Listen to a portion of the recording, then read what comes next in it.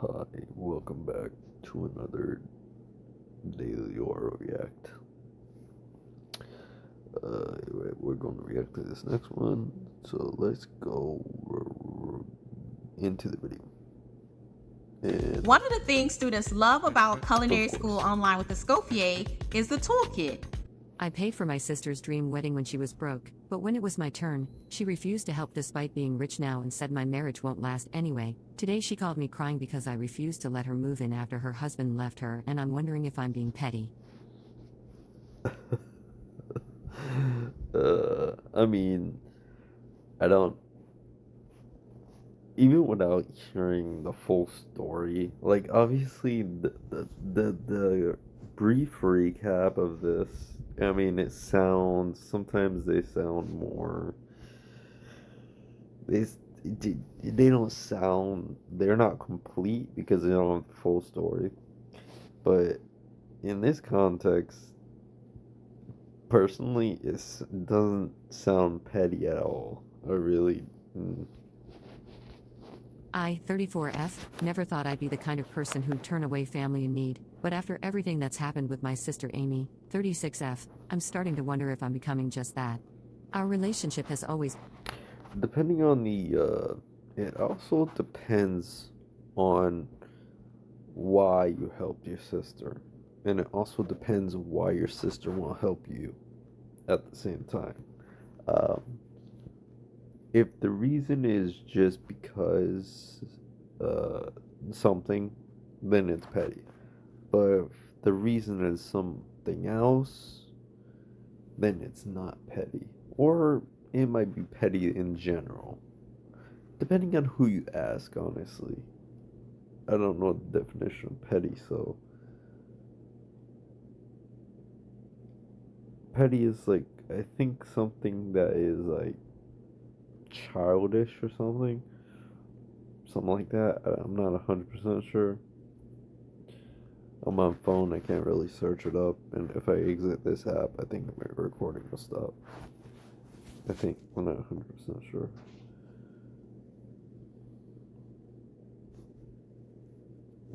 But let's see. Let's see why is she quote unquote petty? Or why is she asking if she's petty? Let's go. Complicated, but I always believed blood was thicker than water and that families should support each other through thick and thin. That belief was put to the ultimate test 6 years ago. Back then, Amy was head over heels in love with her then fiancé, Mark. They wanted a beautiful wedding, but neither of them had the financial means to make it happen. Amy had just finished graduate school and was drowning in student debt, while Mark had recently started a new job that barely covered their rent. They were struggling, but desperately wanted their dream wedding. I had been working at a tech company for several years and had managed to save a substantial amount. When Amy tearfully confessed that they might have to postpone their wedding indefinitely, I didn't hesitate to offer my help. I ended up paying nearly $25,000 for their wedding, covering everything from the venue to her dress, the catering, and even their honeymoon. It was a significant. $25,000. That is a lot of money. Oh my god. Oh, she. Yeah. Okay. Okay. I see. Portion of my savings, but seeing my sister happy on her special day made it worth every penny. Amy was beyond grateful at the time. She hugged me Oh, tightly before walking down the. at the time. Or is she playing being grateful? That's the question. Or because she's your sister, I think, she knows you and she knows that you would say yes. See, this is where you would never know, obviously, because it's a Reddit.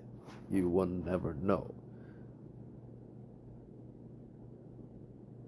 So, yeah. Island whispered that she would never forget what I had done for her.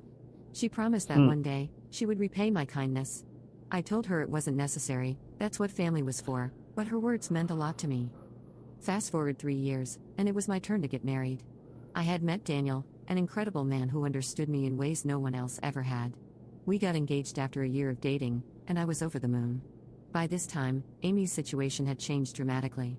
Mark's career had taken off, and he was now a partner at a prestigious law firm. Amy had also found success as a marketing executive at a Fortune 500 company. They had bought a beautiful house in an upscale neighborhood and took luxury vacations twice a year. They were, to put it I would say this: money does change a person. I wouldn't say it changes everyone, because depending on how you view money is what it does. If you view money as a tool to enhance your life, then obviously you most likely won't really change. But if you view money as something else than it actually is, then obviously you are going to change. Your personality will change. Everything about you is going to change. Because money, personally, money is generally, or actually not generally, money is actually a tool in order for you to buy goods and services or just anything in the world. That's what money is designed for. It has no other meaning behind it. But some people actually have some other way of thinking of what money is, which don't understand it, but simply, thriving financially. When I started planning my wedding, I realized that my savings had never fully recovered from funding Amy's wedding. Daniel and I both wanted. of course it didn't. I don't know how long it took you to save up $25,000, but I mean, if you're making what, 60,000 a year, maybe less, it'll take you a long time to save up $25,000. This doesn't, anyone making over 100K probably won't know the struggle, of course, because saving $25,000 is like what, I don't know the math, like I would say like around 15% of your budget, probably a little bit more. Something simple but elegant, and we were trying to figure out how to make it work on our budget. That's when I remembered Amy's promise. I didn't expect her to fund my entire wedding. Hmm. I get. She was just saying that to say that. You know how people say things, and they don't really intend for you to be serious. They're not actually serious. They're just saying it because it's quote unquote the right thing to say. As I had done for hers, but I thought perhaps she might offer to help with some of the expenses, maybe the venue or the catering, something to ease our financial burden. During a family dinner, I casually mentioned our wedding planning challenges. Amy listened, nodding sympathetically, but offered no assistance. After dessert, I pulled her aside and gently reminded her of the help I had provided for her wedding. Her response left me speechless. "That was different," she said, her voice suddenly cold. "Mark and I were meant to be together. I'm not so sure about you and Daniel. No offense, but your relationships never last. I don't want to invest in something that probably won't work out." Right, right. How do you know your relationship's gonna work out? Not, I'm not trying to be like pessimistic or anything, but no relationship is perfect, and you don't know for sure that every single relationship you'll be in is gonna last forever. So, I mean, it doesn't make sense how she has this mindset of, oh, my relationship's gonna work out. This is the one for me. Your relationship is not gonna work out, so I'm not gonna invest into your future. But I stood there, stunned by her callousness. Not only was she refusing to help, but she was also dismissing my relationship entirely. I tried to explain that Daniel was different, that what we had was real and lasting, but she just shrugged and changed the subject. In the end, Daniel and I scaled back our wedding plans significantly. We got married in a small ceremony with just close friends and family present. It was beautiful in its own way, but nothing like the celebration I had helped give my sister. Amy attended with Mark, gave us a modest gift card, and left early, claiming they had another engagement to attend. Life moved on. Daniel and I settled into married life, proving Amy's predictions wrong as we grew stronger together each day. We bought a modest home and focused on building our careers. Meanwhile, Amy and Mark continued their lavish lifestyle, frequently posting about their extravagant purchases. Also, the thing about rich people, I wouldn't say always. I want to say it's always the men, but usually rich men hmm, tend to, sleep with other people. I wouldn't say always. And I wouldn't say it's always just the men. Sometimes it may be the women as well, if the women's rich.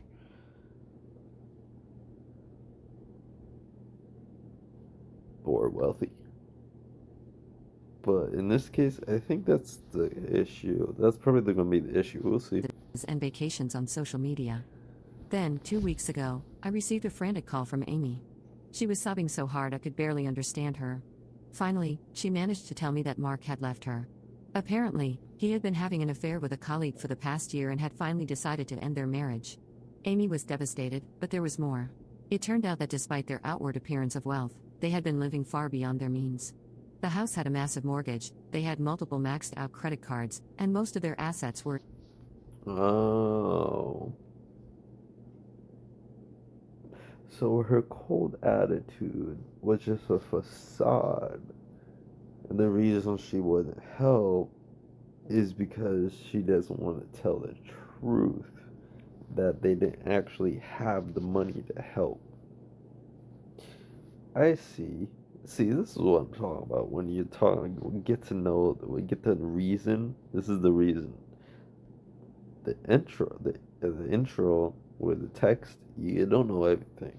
But this one, this key scenario, this key point is a big reason why the ending, if you're asking if we're petty or not. But let's see how it goes. Mark's name. With him gone, Amy couldn't afford to keep the house and had nowhere to go. "Can I stay with you and Daniel for a while?" she asked, her voice small and broken. "Just until I figure things out." I felt a mixture of sympathy and resentment wash over me. Part of me wanted to immediately say yes, she was my sister, after all, and she was clearly in pain. But another part of me remembered her cold dismissal of my relationship, her refusal to help when I needed it, and her general selfishness over the years. After discussing it with Daniel, I called Amy back. I told her that while I was sorry for what she was going through, we couldn't accommodate her stay. Our house was small, we both worked from home, and we valued our privacy. I offered to help her find an affordable apartment and even loan her some money for the deposit, but I couldn't offer our home. Amy was furious. She accused me of being heartless, of abandoning her when she needed me most. She brought up all the times she had been there for me, conveniently forgetting the wedding situation, and said she couldn't believe I would turn my back on family. Then she hung up. I see. So she's trying to rewrite history, rewrite story. I see. I see. Since then, my phone has been blowing up with messages. Some from Amy, alternating between angry accusations and desperate Parents. pleas. Some from our parents, who think I'm being unreasonable and should be the bigger Other family person. members. Even some mutual friends have weighed in, most suggesting that whatever happened in the past, family should help family in times of crisis. Uh, See, that's the problem. See, yeah. I mean, yes and no. Yes, if you have actually the resources and if you know them very well, like if you know your family member very well, then obviously it's up to you. But if it's like some sort of cousin that you never met, it's also up to you. But I mean, you never met them, you don't really know them. So I mean, I'm starting to doubt myself. Am I being petty? Should I let go of past resentments and open my home to my. let's see. Her previous, the way she was acting before, I would assume it's because she was trying to hide that they were not actually doing that well. I don't want to assume that she was doing it because she was cold. She's a cold person. That sounds terrible. I want to assume the reason she didn't want to help is because she really didn't have the money. Because obviously they actually didn't have the money. So she put on a personality of somebody that is cold towards everyone. Mm, and that's not her true self. But also, you are still to the other person, you are yourself. Doesn't matter if you're acting or not. You're yourself. So I wouldn't really say this is petty. And she did offer. It's not like she said we don't have a room in her house or anything. To be fair, she did offer to help. It's not like she didn't offer to help. She offered to help. She didn't. She just didn't want her to stay at the house, but she did offer to help. So, yeah, to be fair, she. It's not like she's saying no. She's not actually helping her. She is helping her. So I wouldn't really say this is petty at all. This is kind of blowing out of proportion because she's not letting her stay at the house. But saying she's not trying to help you is not. It just doesn't. No, I would say no. This is not petty because you were still trying to help. It's just you're not trying to help in the way that she wants. That's the problem. That's the problem with a lot of people. You help them, but you don't help in the way they want help. You help in a different way. So no, I wouldn't say this is petty at all. Sister, despite everything, Daniel supports whatever decision I make, but says he understands why I'm hesitant. He's worried that if Amy moves in, she might never leave, and the strain could affect our marriage, the very marriage she predicted wouldn't last. Yesterday, Amy called again. It wouldn't last because of her. And, this time calmer but still cheerful. She apologized for her reaction but reiterated that she had nowhere else to go. She promised it would just be for a month or two at most, until she could get back on her feet. She even mentioned that she regretted not helping with my wedding and understood now why I might be reluctant to help her. Part of me wants to believe her. Oh, now you understand why she was reluctant helping you. Oh, it's something you just remember.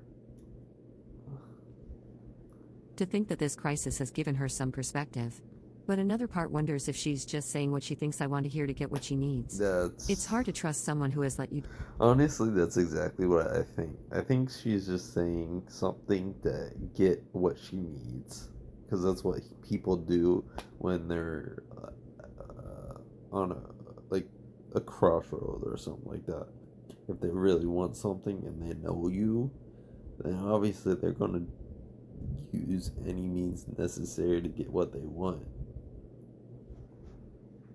Sorry if you hear noise. I make noise in the background. Sorry.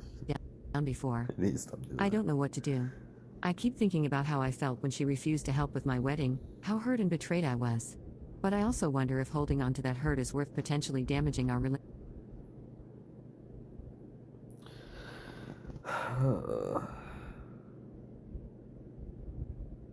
I know.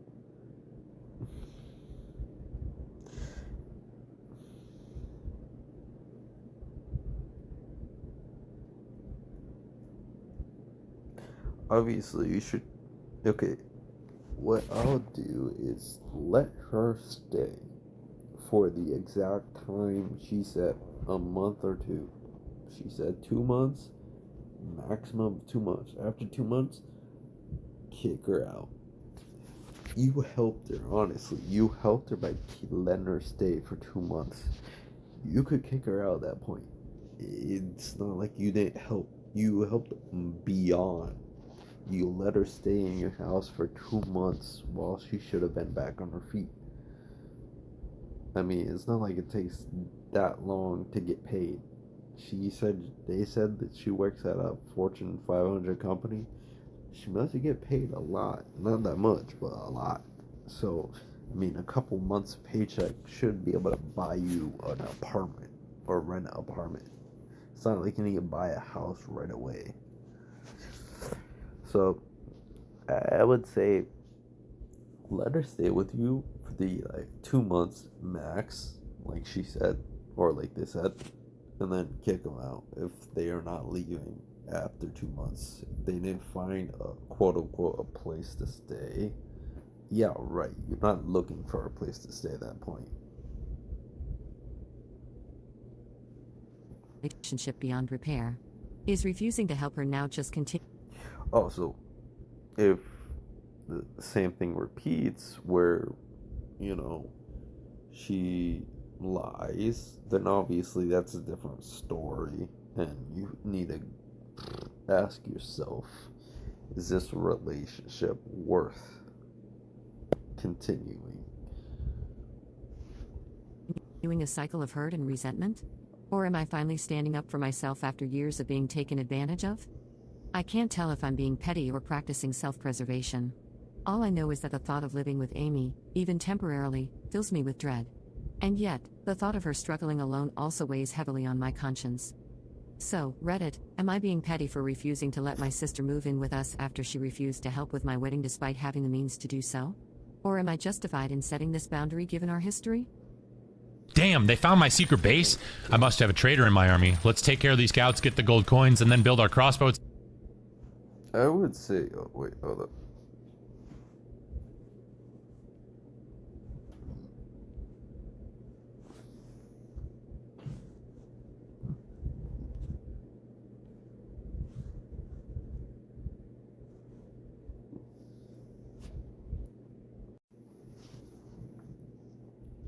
I would say, hold up, go back.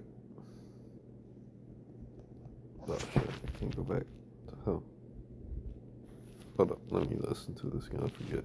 And yet, the thought of her struggling alone also weighs heavily on my conscience. So, Reddit, am I being petty for refusing to let my sister move in with us after she refused to help with my wedding despite having the means to do so? Or am I justified in setting this boundary given our history?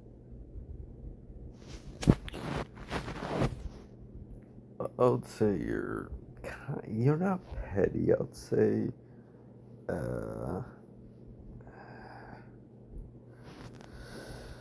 I would say you're justified, but I mean, mm,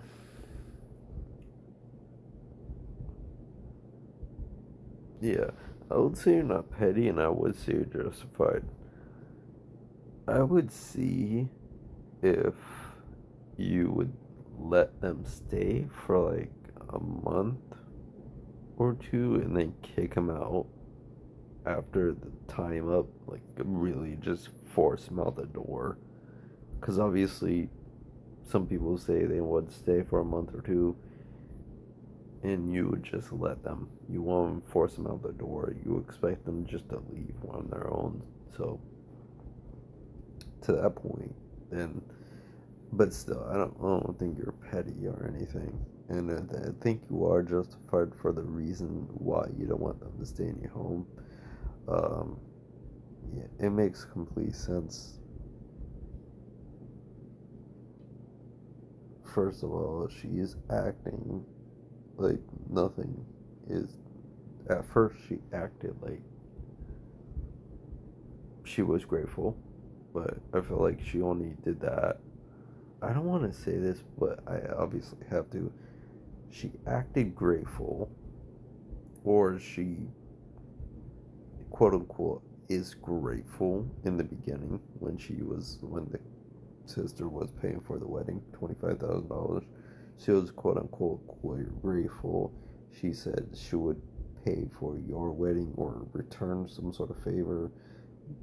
I think she only said that because she wanted to be nice and that was the quote unquote right thing to do at the time. Um, of course, you know, know how it ends. And then the second thing, the way she was acting at dinner, she was cold. Even though we might know the reason, still she was acting cold. She was saying you guys would never last, unlike me and my husband. Obviously, we know how that ended. And then obviously, when then on the first phone call, she was pretending that she was always there, and she left out the $25,000 that she gave for the wedding. And then she called back overnight. She had an epiphany, and then she realized, oh, the wedding. Oh, I feel sorry about the wedding. Now she realized why that she was upset, and now she feels regret about, not regret. Now she feels, now she thinks she knows why you're not trying to help. I feel like all of this paints a very perfect picture of who this person is. Not 100% sure. I'm just thinking. Doesn't sound like a good person, honestly. So yeah, I would say you're completely fine. You're not petty at all. Yeah, no, it just doesn't sound like a petty. Okay, I rambled on for like 4 minutes. I paid for my sister's dream wedding when she was broke, but when it was my turn, she refused to. And that's by this Reddit story react. Hope you have a nice day, good evening, a nice night, and a good morning. Okay, bye.